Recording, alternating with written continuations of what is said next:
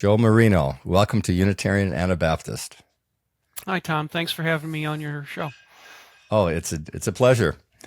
So you are a friend of Barry Schwartz, hmm who I have interviewed on two different occasions. You are an authority on the Shroud of Turin. And before we get into the meat of that subject matter, maybe you can give a little bit about your background. Sure. I was born and raised in St. Louis, Missouri, born in 1954. I was the youngest of five, and my parents' names were Mary and Joseph. So when I started lecturing on the Shroud later, I used to, at one point in my younger days, I was about the same height and weight as the man in the Shroud. So when I was Oh, lecturing, I would say, um, I'm about the same height and weight as the man in the shroud, and my parents' name are Mary and Joseph. So you can make your own oh, conclusions about that. I Um, see.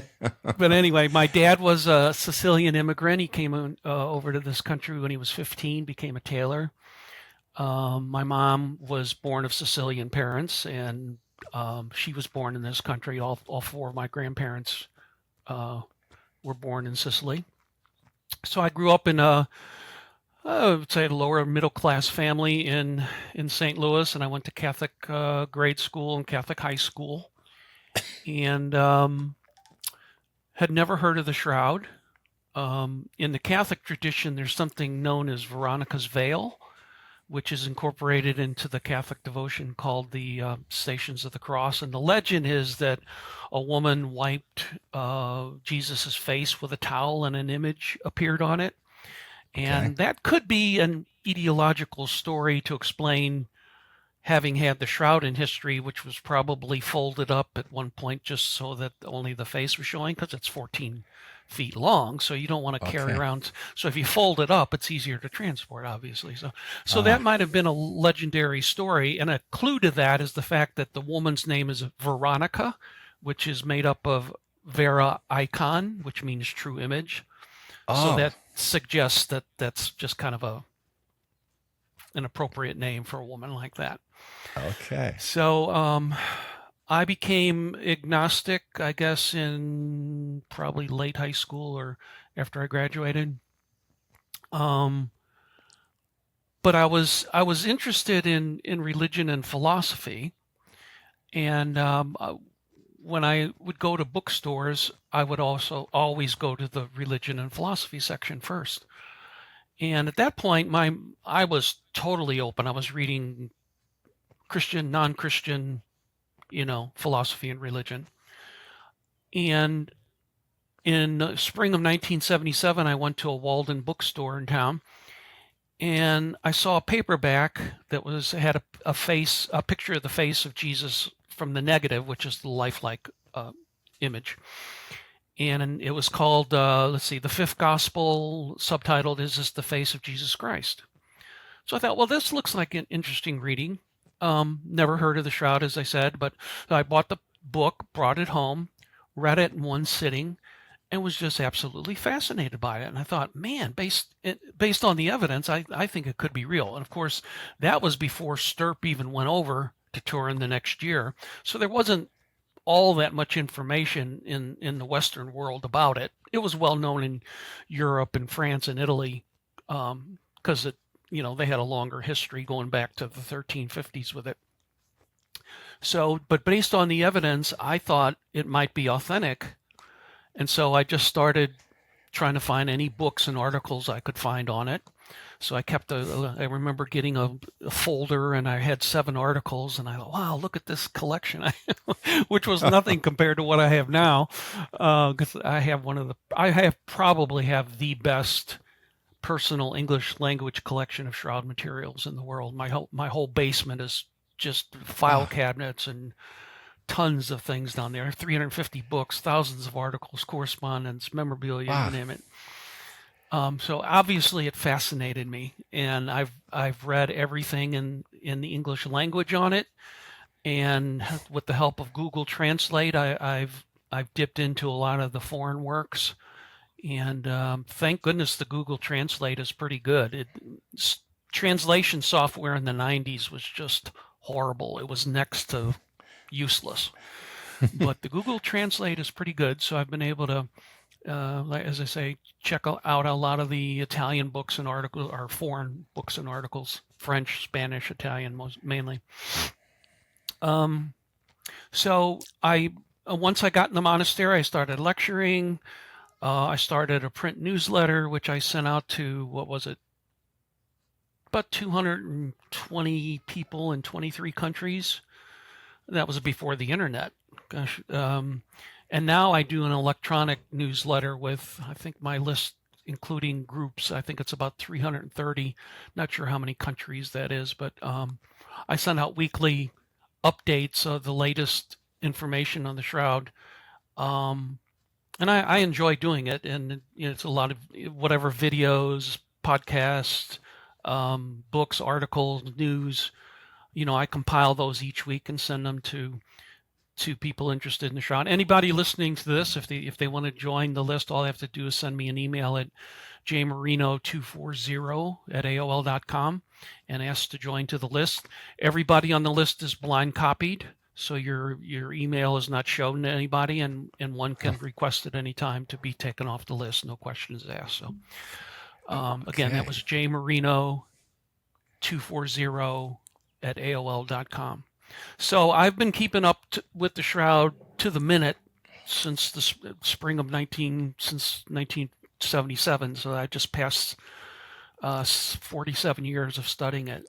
And I'm retired now, so I get to devote most of my time when I went to studying the Shroud. I've presented at conferences. I've written two books, over 100 articles.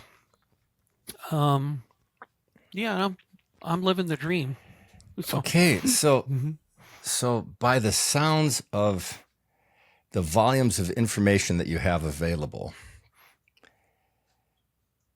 you must know every detail possible to know about this. Well, let's put it this way. Some people can read stuff and they can keep it in their head and give it back. I usually, I can't remember everything I read about it. So I kind of prefer writing as opposed to talking about it, because I can't remember all the details without looking at notes and books and articles and stuff. So when you write about it, when you write about the Shroud, you have to reference the material that you have available? I do in a lot of my articles. Some of the articles I write are more my own musings or reflections. And in cases like that, I don't necessarily have references or anything, but I might put a hot link to Barry's site or something here or there. But my more scholarly articles I reference. And my articles, can be 55, 65 pages. Now, in my recent article on the reweave, which I just sent out an update about, I think it was 66 pages and about 90-something references. So yeah, I like to document what I say. If it's a scholarly article, if it's my musings, I don't have to document. I tell people up front, this is what I'm thinking about the Shroud. But if I come up with a theory or something, I like to give them references of why I've come to that position on a scientific issue or whatever. Wow. Okay, this may be a little bit more than the average viewer can take in. I think maybe you can get specific. You wrote 2 books on the Shroud. Mm-hmm. The first one was 400 pages long, and the second one was 800 pages long. Basically, I think the first one with appendices and stuff, I think it was about 420 pages. Okay. And the second when was the first book written? And what did you try to cover in that book? The first book was published in late 2011. And it was basically autobiographical. I gave a little family history, how I got involved in the Shroud, how I connected with Sue, and then some of the research that we did together. And in the appendices, I had important articles and correspondence with different people related to the research. And then I revised and updated that in I think, summer of 2020. And then in the fall of 2020, I had my 800-page book, which was just on the C14, that was published, I think, November, late November or something like that of 2020. And then I knew there would be more material with that. And so I earmarked at first a page on my website for overflow. And I have over like 80 additional entries of data points. And then I later transferred that to an article on my academia page because academia gets more traffic than my personal website. So people can get that supplement to the book free by going to my academia page. Okay, can we talk specifically about the shroud? You mentioned you were fascinated by this. Mm-hmm. You thought that it might be the genuine shroud that covered the body of Jesus. So from your initial impression, how long did it take you to be convinced? I assume you are convinced that it is the burial shroud of absolutely. Jesus. I'm as sure that the shroud's authentic as I'm convinced of anything in this world. Okay. So how long did it take you to go from thinking it was genuine to actually genuinely believing that it was genuine? Well, maybe that's a question you've never thought of before. Well, yeah. I mean, like I said, when I finished the book, I was pretty well convinced that it could be authentic. And I would say after the Stirp study in 1978 and when they came out with their final report in 1981, I would say by 1981, I was pretty much 100% convinced that it was the real thing. By 1981. Okay. Mm-hmm. But you say your book didn't come out until 2011. My first book was 2011. Yeah. Okay. So what was it that convinced you that this was a genuine shroud? Like, what were the things that you were looking at or considering in order to make that determination? Well, I guess the three main areas would be the history of the shroud. Are there any indications in history that such a cloth could have existed all the way back to the 1st century? There was the theological aspect. That did it match with the Bible accounts? Science, did the science that had been done on the shroud indicate that it was probably authentic? And if you look at the background of Stirp, although there's sometimes they've been accused of being pseudo-religious nuts, that's just wrong. They weren't. These guys were from Los Alamos, Sandia Laboratories, Jet Propulsion Laboratories. This wasn't a religious mission. Barry didn't even know most of the people's religious affiliations. I mean, he knew that Jackson and Jumper, who had co-founded Stirp, were both Catholics. There were a couple Jewish guys on the team, Barry, Don Devan, and Al Adler. Vern Miller was Mormon. He didn't know most of the other ones. This was not a religious enterprise. They didn't go over there to prove that the shroud proves the resurrection. These were hardcore science guys. They worked in the country's nuclear and space programs. They put people in space. They built bombs. They might have had some religious bias of some kind, but I think most scientists have to try to keep their biases to a minimum.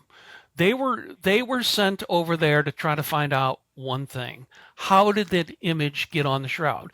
And guess what? They couldn't figure it out. Some of those guys Barry thought they could figure it out in 30 minutes and could all go home.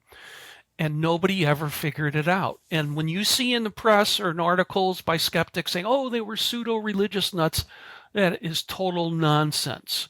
So that was a big factor, the fact that these brilliant guys, and a few women on the team, A lot of PhDs, people that put people into space and build bombs, they couldn't figure out how it got on there. And that carried a lot of weight with me. And along the way, I actually had a few what I would call a kind of mystical experiences, personal mystical experiences that convinced me that the shroud was real. Now, that's the type of experience that I realize is not going to convince somebody, but when it happens to you, you know, it's pretty powerful, and that's part of the data for me that tells me or makes me believe that the shroud is authentic. Okay. So what do you know about the history of the shroud as far as how back it can be traced and what Yeah, kind of evidence there is of um, this in the historical account? sure.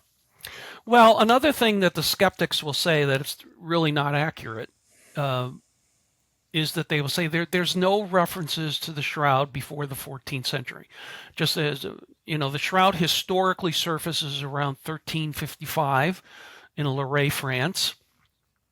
And it shouldn't have to be pointed out, but it needs to be pointed out that, yes, if you look in the history before 1350, you will not find any references at all to the Shroud of Turin because it didn't become the Shroud of Turin until 1578. It was first called the Shroud of Lorraine, and then the Shroud of Chambéry, and then the Shroud of Turin.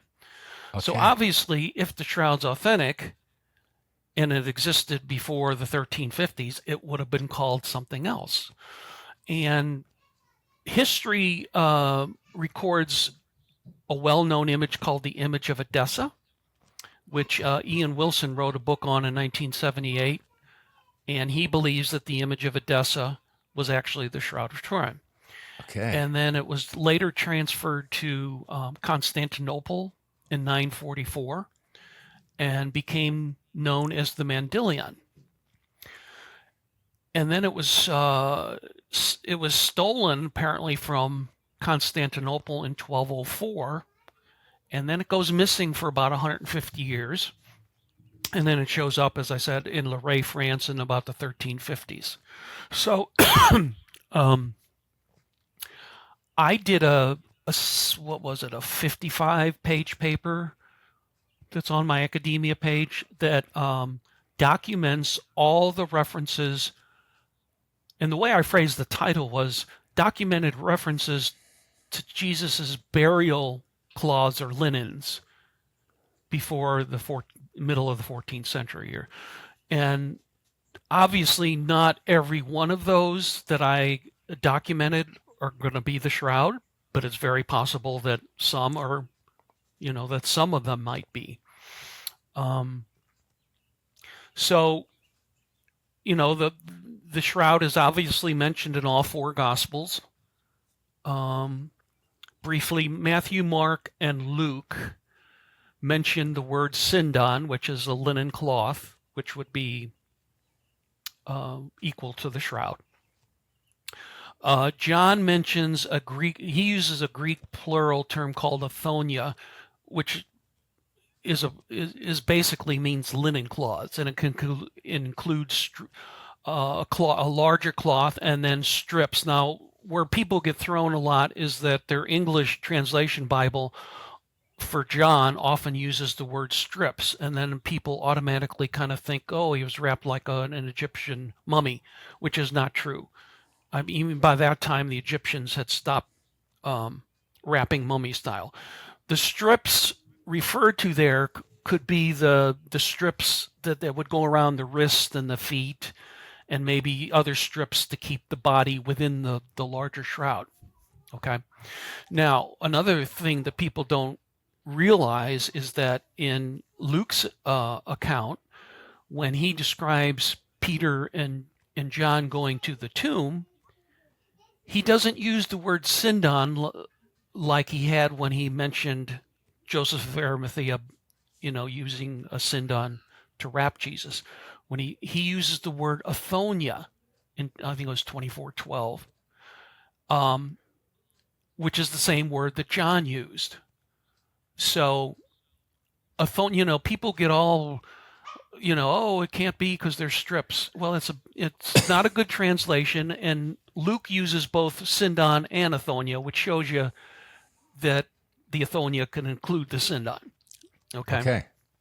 So, in the 2nd century, there's an apocryphal book known as the Gospel to the Hebrews, and most scholars think it's dated to the early 2nd century, possibly the late 1st century. It's a apocryphal book, and in that book,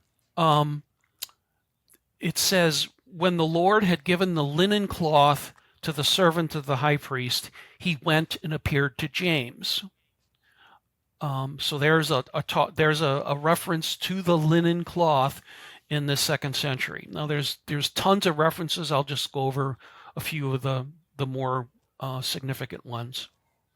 And then there was a book in the 3rd century, an apocryphal book called the Acts of Thomas, and there's something in that book called the Hymn of the Pearl. And there's an interesting quote there where it says, it's kind of quoting Jesus, where he says, I saw my image on my burial garment like in a mirror, myself facing outward and myself facing inward, as though divided, yet one likeness, 2 images, but one likeness of the King of Kings. Now that sounds like it could be referring to the shroud. Now there was in the 4th century, there was a pope named Pope Sylvester, and he instituted in the year 325 by papal decree that the church should celebrate Mass, which represents the body and blood of Jesus, that it should be celebrated on a linen cloth consecrated by the bishop, quote, as if it were the clean shroud of Christ. Okay. Huh. And then in the 5th century, there was a bishop named Theodore of Mopsuestia of Antioch. And he said, when they bring up the oblation at the offertory, they place it on the altar for the completed representation of the Passion, so that we may think of him on the altar as if he were placed in the sepulchre after having received the Passion. This is why the deacons who spread the linens on the altar represent the figure of the linen cloths at the burial. Okay. And then in the 6th century, there was a Spanish liturgical rite called the Mozarabic Rite of Holy Week, and they translated the verse in John as Peter ran with John to the tomb and saw the recent imprints of the dead and risen man on the linens. Okay, so we're talking about imprints on the linen. So that suggests that they may have seen or known about the shroud. Otherwise, why would you have that as the reference or the translation that way?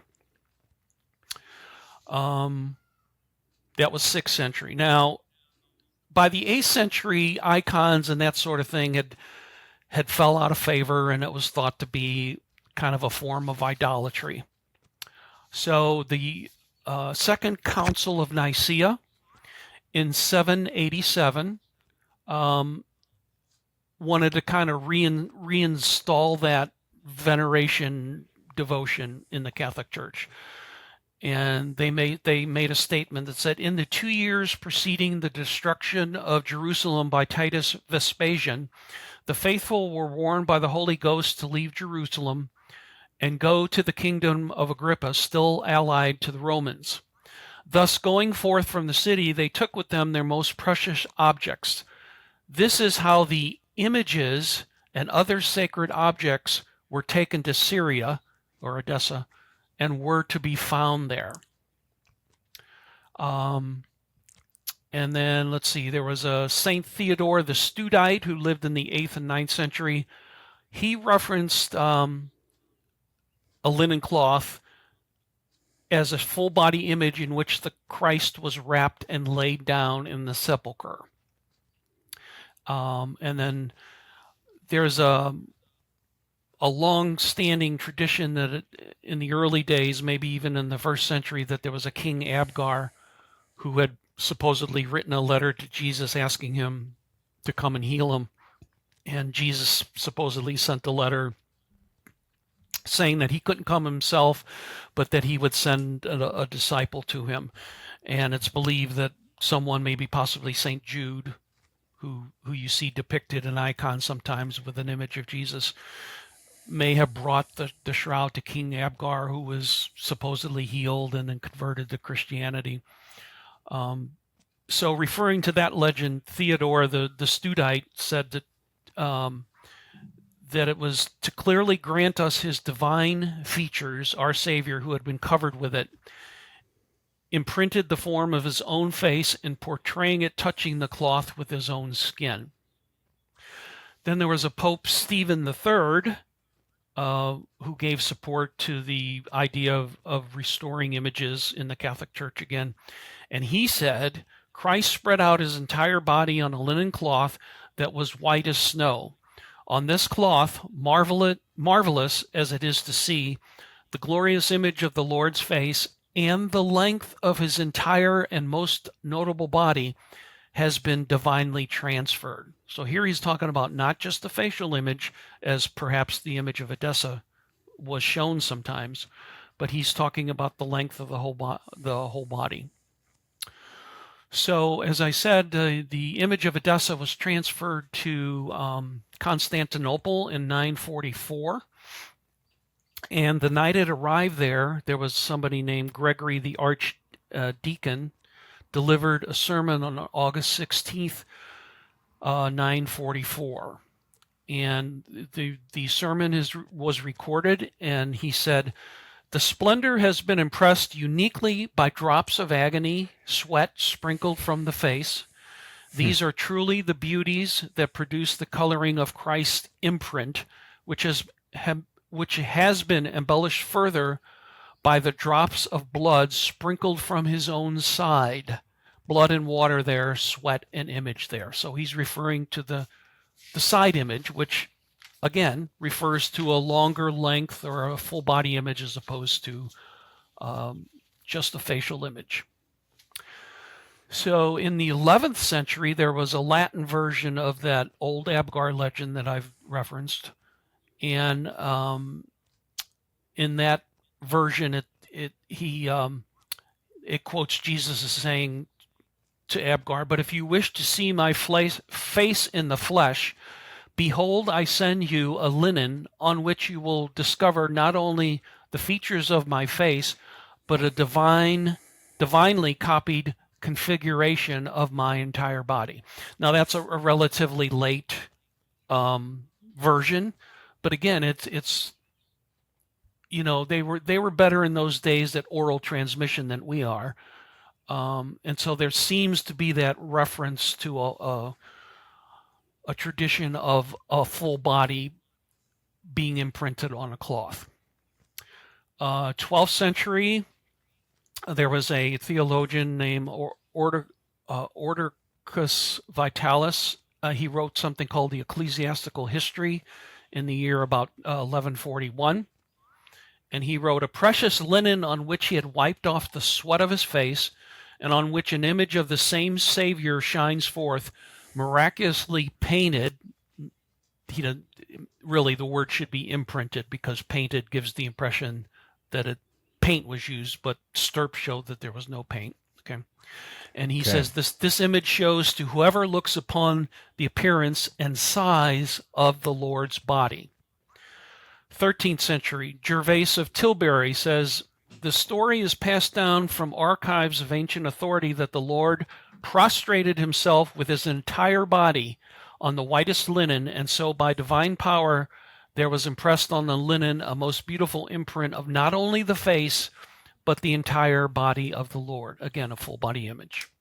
And then probably the biggest pre-14th century image that a lot of people will have heard at some point was made in 1204 by a French knight by the name of Robert de Clary, who said, he said in 1204, "But among the rest of the churches in Constantinople, there was also another from which was called St. Mary of Blachernae, within which was the shroud wherein our Lord was wrapped. And on every Friday that shroud did raise itself upright, so that the form of our Lord could be clearly seen, and none knows, neither Greek nor French, what became of that shroud when the city was taken." So when he says it was raised upright, some researchers have postulated some sort of mechanical device that would actually raise the cloth up so that you would slowly eventually see the whole cloth and the whole image. And what year was that? That was 1204. 1204. 1204. Now, and one more, there's something also that a lot of people may have heard of, which is called the Hungarian Pray manuscript. I've heard of that. Dated 1192 to 1195, so just about 10 years before the Constantinople thing. And some researchers have found like 12 different features on the Hungarian Pray manuscript that seem to match to the shroud. Now, you will find skeptics that say, no, that's not that. But one of the most interesting one is there's some L-shaped burn holes on the shroud. And you see that copied on the Hungarian Pray manuscript. And you have to ask, now, why in the world would an artist put L-shaped burn holes on a painting of Jesus unless he had seen that, was told or heard that it was the authentic burial cloth of Jesus, and he thought, well, I don't know what this is, but if this is authentic, I ought to put it in there. Yeah, yes. You know, so those are some of the more significant references pre-14th century that indicate that the shroud could have existed before that time. So what, how would you describe the image that's on the Shroud of Turin?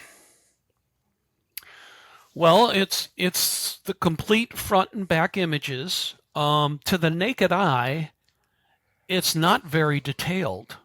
You know, you could tell that it's the image of a man. You can see the frontal face, the arms crossed in front, the legs down to the feet, although part of the feet you can't quite see. Then the back image, you can see the back of the head, the back, the buttocks, the legs, and more of the feet on the dorsal image. It's not very clear, and in fact, you really need to be within about 6 to 10 feet when you're seeing it in person. If you get closer than 6 feet, you really can't see it too well.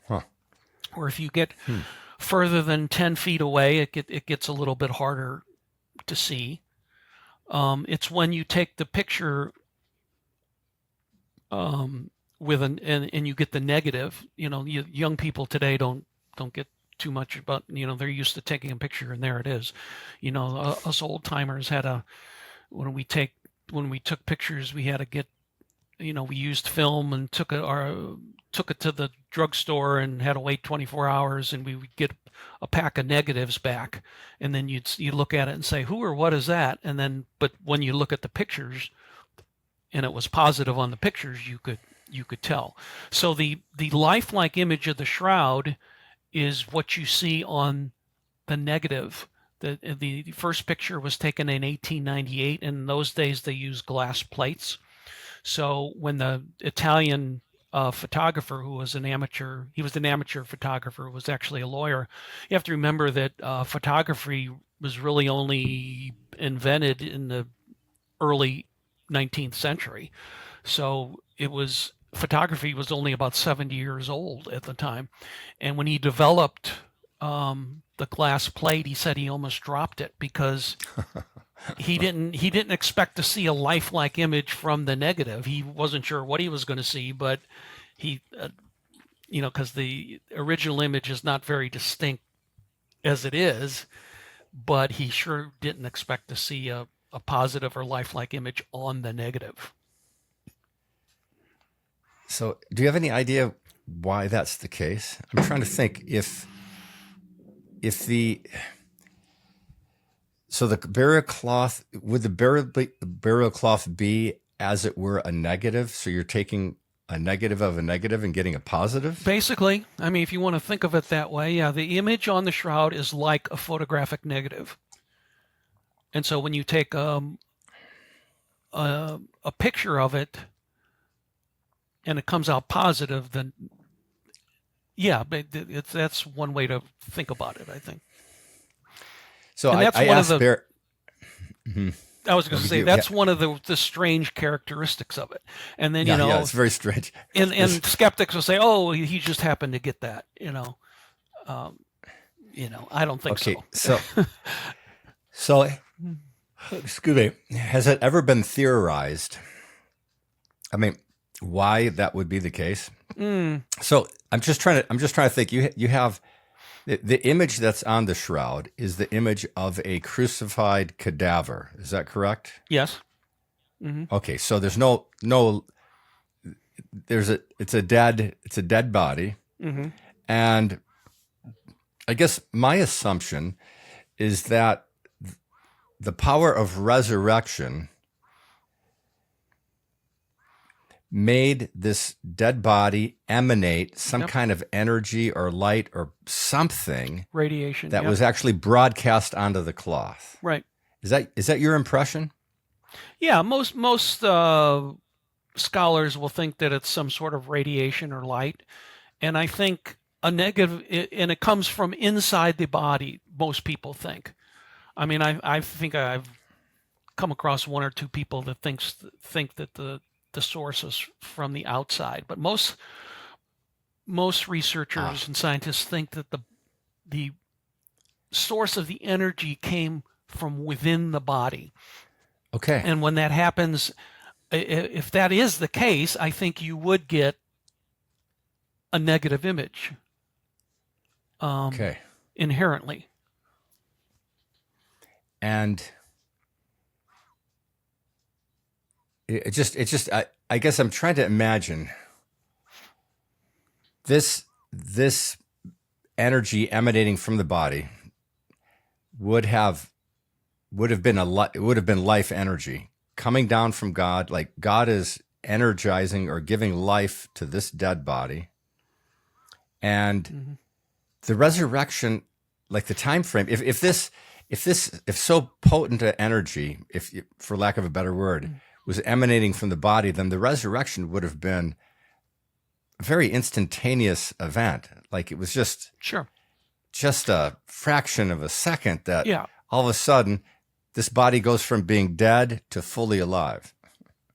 Yeah, in fact, there's been some experiments by some Italian scientists back in, I think it started around 2010, and they used lasers, and they were trying to see if they could approximate the color of the shroud, and they experimented with different amounts of energy and whatnot, and using a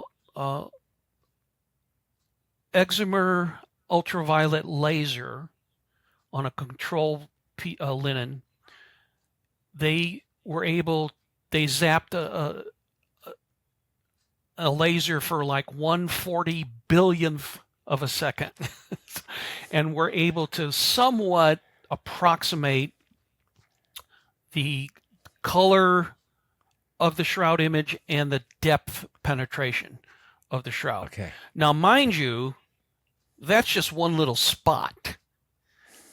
To be able to do that and somehow duplicate a front and back image of a whole man, there isn't enough energy on the planet to do that even now. So yeah, I mean, you were thinking 1/40 billionth of a second is hard to wrap your mind. That's practically instantaneous, I would say. Yeah. So. Yes. Wow. So the significance of the shroud. So you were a Catholic monk. You were for 18 years, a Catholic priest for 4 years. Mm-hmm. And The Catholics, you must be aware better than myself, how many relics and icons Yeah. and how many of these things that people like, what do they actually do? They actually worship these things or give homage to them? Or how would you describe Um, what the Catholic approach is yeah. The to yeah. relics? Yeah. The official term, the appropriate term to use is Catholics venerate a relic. They don't worship Okay. it. They don't pray to it. They're allowed to venerate it. Um, in fact, I'm working on a new article that talks about holy objects. I don't in my article I don't like to use relic because it's loaded with baggage and some people have negative connotations of it. But there are examples even in the Old Testament, the Ark of the Covenant, for example, where people venerated holy objects. And I'm going to go in chronological order and show different examples of how people attributed or felt that some objects were holy, and paid appropriate. I don't know if I want to use homage. That may be too strong of a word, but you're safe if you use the word venerate. You're not focusing on it for the sake of that object alone. It's because of its relationship to the holiness of God. It's when people have pictures of their loved ones on their desk, nobody's going to accuse them of thinking that if a guy's got a picture of his wife on the desk, that guy doesn't think that that's actually his wife. It's just a picture of her. It reminds him of her, and that's what I think relics can do. Now, personally, yeah, there were tons of relics. There were tons of relics in the 14th century when the shroud appeared. To me, the shroud is in a class by itself. I don't think you could say, "Oh, there were tons of fake relics. The shroud surfaced in the 14th century, therefore it was there. It's a fake relic." I mean, that's just illogical. You have to examine each object on its own merits. And the shroud is one of the most, if not the most, intensely studied artifact in human history in terms of the number of hours people have spent on it. Now, there's one skeptic in England and say, "Oh, if you do a Google search and do journal searches," I'm not talking about just journal searches. I'm talking about the number of research hours that people have spent on it, and it's an educated guess.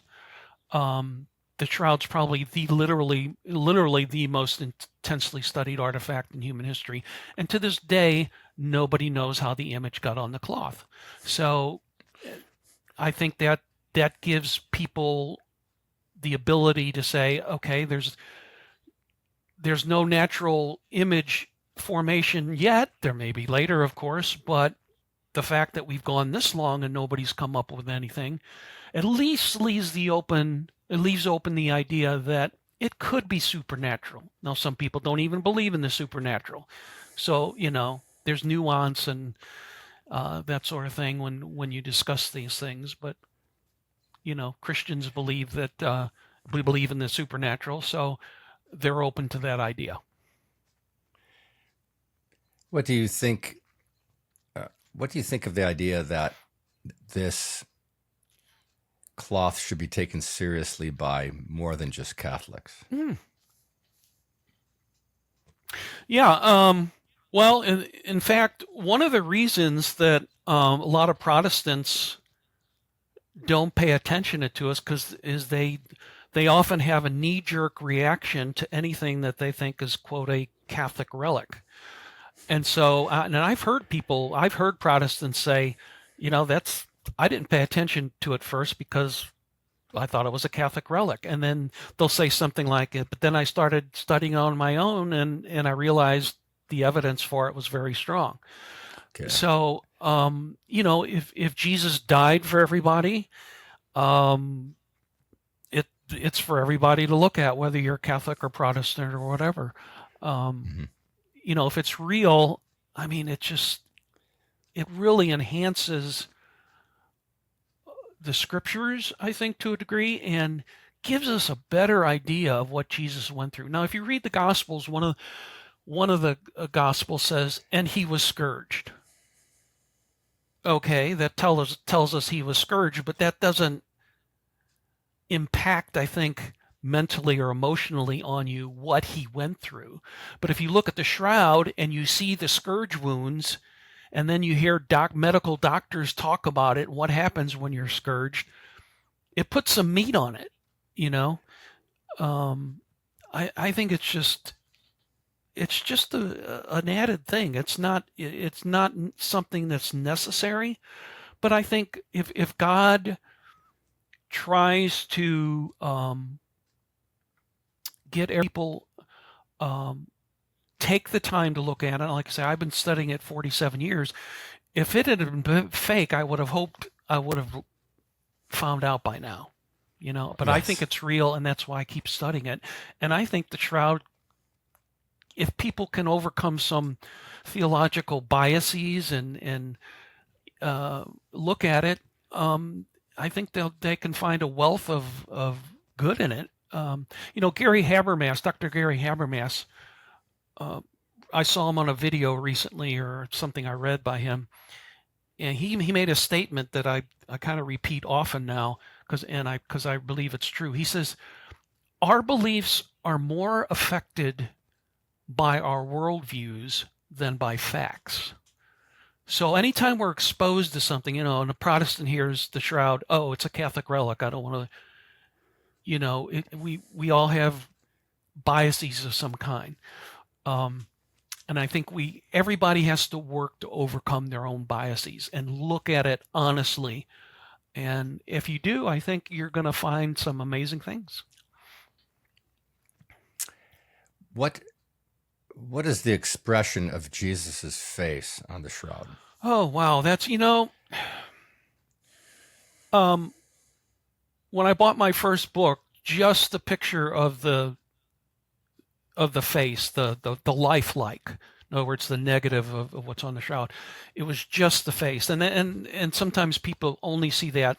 Some articles and books and stuff will show you the full front and back image, but I kind of like the close up of the face because it's so striking that he was beat so badly. If you look at the full images front and back, he was just scourged terribly and beaten terribly, and his nose was broken, and that's cartilage, by the way, and not bone.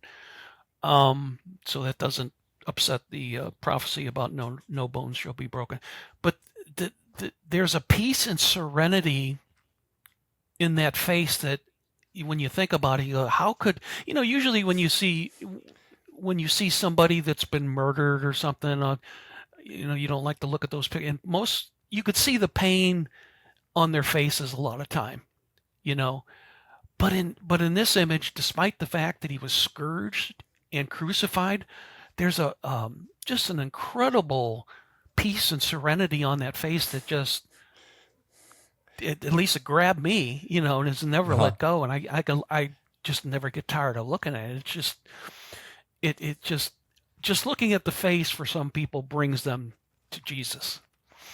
Well, strangely enough, when I was a 16-year-old boy, the documentary that came out, and I think it was 1978, appeared on the TV in the one evening, and I distinctly remember the picture of the face that was shown there, and it really impressed me as something very serene, as you're describing. Yeah. Like it looked like the face of a man who was anointed by God for a very special purpose, and it was a beautiful thing to behold.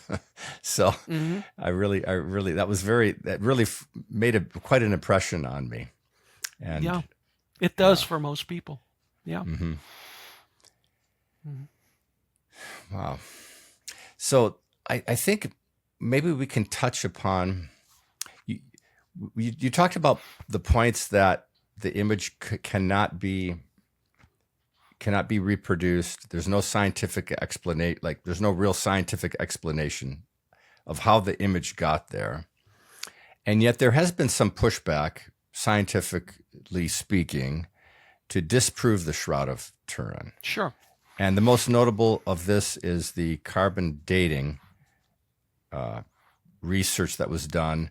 When was that done? In 1983, about 5 years after the Sturp No, it was team? 10 years after the Sturp investigation in 1988. Okay. And can you describe how that research was done?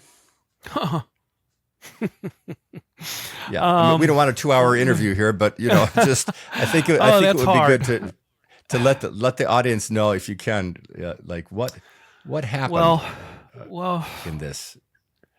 This is one of the hardest things I get asked in terms of trying to be brief, because I wrote an 800-page book about it. I know. And then a supplement with 82 entries. So, all right, I'll try to be as brief as possible. People started clamoring for carbon-14 dating, I think, around 1960. Carbon dating was only invented around the late 40s by Willard Libby.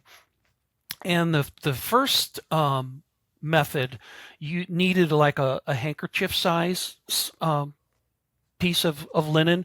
And of course, the church didn't want to do that because they didn't want to take that large of a piece. In the late 1970s, in 1977, there was a new method called AMS, Accelerated Mass Spectrometry, which was invented. And they reduced the amount that you needed to just several, a thread or two. So that was the year before Sturp did their testing. So it was just being developed in 77, so they didn't do a carbon-14 test in 78. And then in the early 80s, groups started clamoring for a C14 test, and Sturp wanted to do that as well.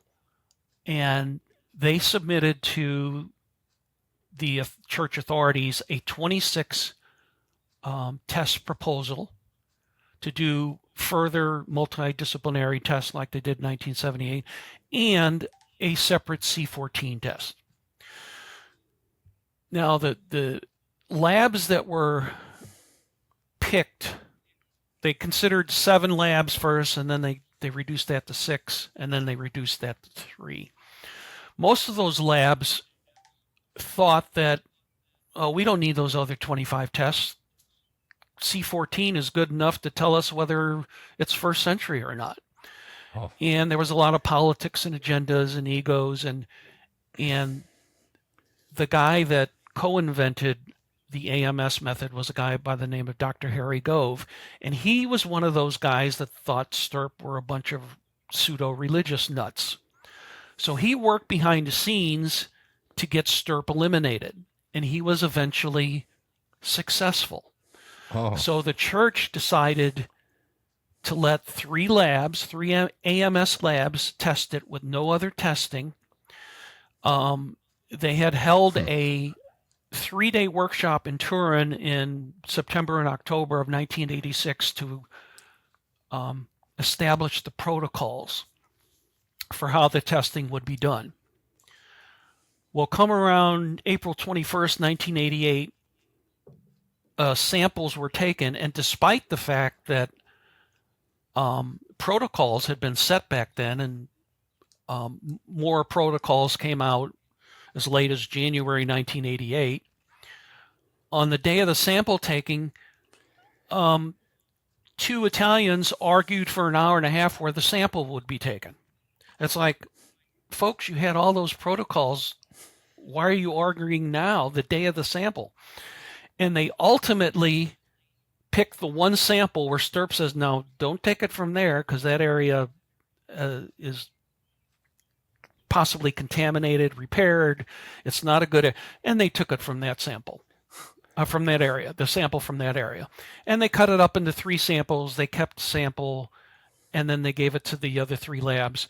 And then there was a lot of shenanigans that went on. The labs weren't supposed to consult with each other, and they did. They used different cleaning methods. They didn't release the raw data like they were supposed to. It took a Freedom of Information Act to finally get the data released after 29 years, and they found out that when they had concluded with 95% certainty that the Shroud dated at 1260 to 1390, that the actual data didn't warrant concluding that. So I think the carbon-14 has been, in most people's minds, has been totally discredited to the point where most people don't think that it's a valid data point. Now, there are still skeptics that bring that up and say, oh, it's authentic. But they only took 1 sample from a 14-foot-long cloth, 3.5 feet wide. You can't be sure that the STIRP was worried that the area was repaired. And in fact, I've done a lot of work. My late wife and I did a lot of work on what's called the invisible reweave theory. There's been evidence that shows that there's cotton and other foreign type substances in that area that suggest that there was repairs done in that area. So it was a chaotic test. If people want all the details, they can check it out in my book. But they probably won't do another C14 test. When people ask that question, why don't they do another one? There are newer dating methods that are even non-destructive. And Turin actually has some material in vials stored away that they gathered after the 2002 restoration that they could actually test with carbon-14 if they wanted to, and without having to even worry about taking new samples from the cloth. So, okay. A lot of politics involved. It's unfortunate because I've always felt that, the shroud belongs to the world. Technically, the owner of the shroud is the living Pope.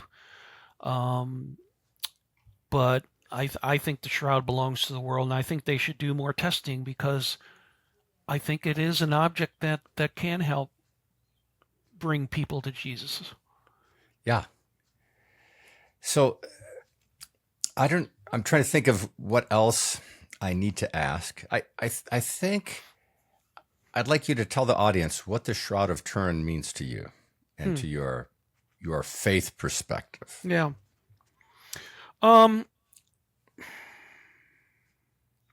I would say, I went from being agnostic to the shroud helped me come back to my Christian roots. If I had to guess, I would have to say that it's very possible that I'd still be an agnostic without the shroud. I think it's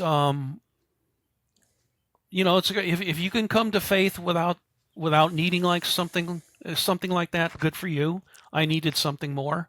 I don't think God objects to that. I mean, Thomas, the apostles told Thomas that they had seen Jesus, and that wasn't enough for him. He said, "I want to put my finger in the holes and my hand in his side, or else I'm not going to believe."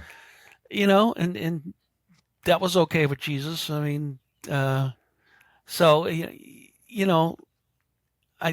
I think God, as I said, God will use multiple means to try to get people to get them to go to Him, and the shroud happens to be an object that He used with me. I don't think there's anything wrong with that. So I mean, it's obviously an important. I spend hours. I have no idea how many hours in my life I've spent on it, but it's thousands and thousands and thousands of hours. There's another question that comes to mind too. When you think of the this item as a burial cloth of Jesus that would be almost 2,000 years old, that it could have survived, that it could have been, somehow this was preserved, it was cared for, it was it escaped the hands of those that would want to destroy it. If this really is the burial shroud of Jesus, I personally believe it is. For me, it's such an incredible miracle that this would have survived all the dangers, and of course the physical dangers too. And what happens to a cloth after it gets so old? Doesn't it decay? And the image on the cloth is there, and blood stains, and other other details that just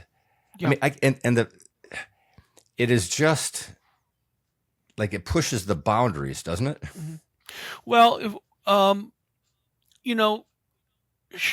burial linens or linen cloths can last thousands of years. I actually touched a small piece of Egyptian linen that was, it was from 4000 BC or 2000 BC, so 4,000 years old. There are Egyptian museums in Cairo and in Turin. Turin's got the second best Egyptian museum. Turin, Italy? Yeah, they've got a very good Egyptian museum. But yeah, if linen is cared for, it can last thousands of years. But in the case of the shroud, I think God providentially did preserve it for our age. I think he wanted it, especially for the 20th and 21st century, where we communicate more with images than we do with words.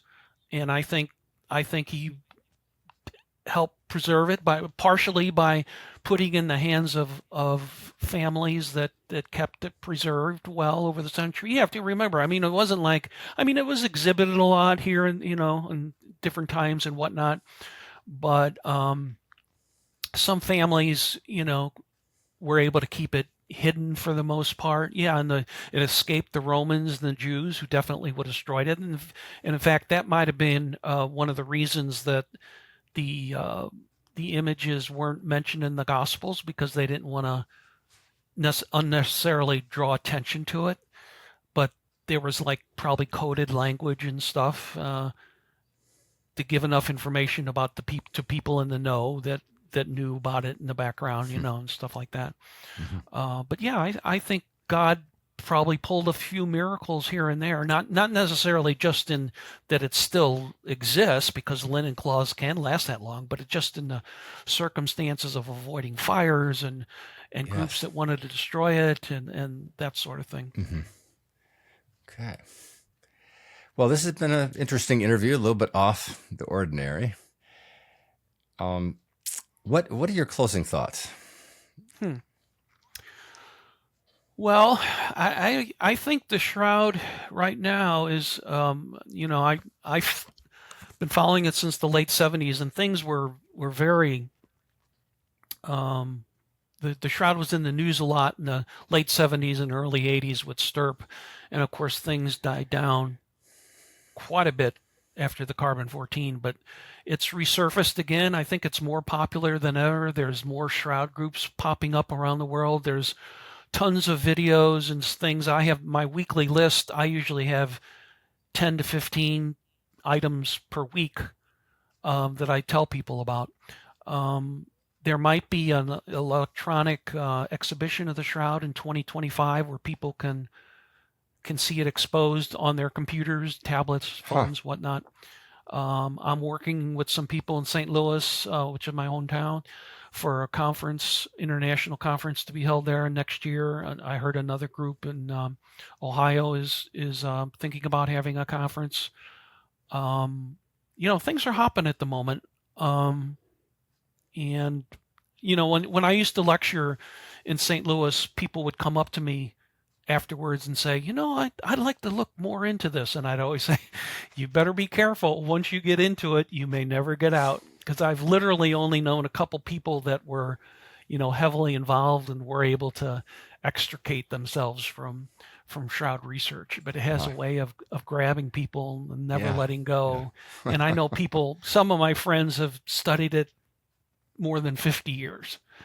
You know, it just kind of Is that grabs obsessive onto you. compulsive disorder? Is that what you would call it? Yeah, well, some people accuse us of being that way, but it's to me, Tom, if this cloth is real, it's worth every second I've spent on it.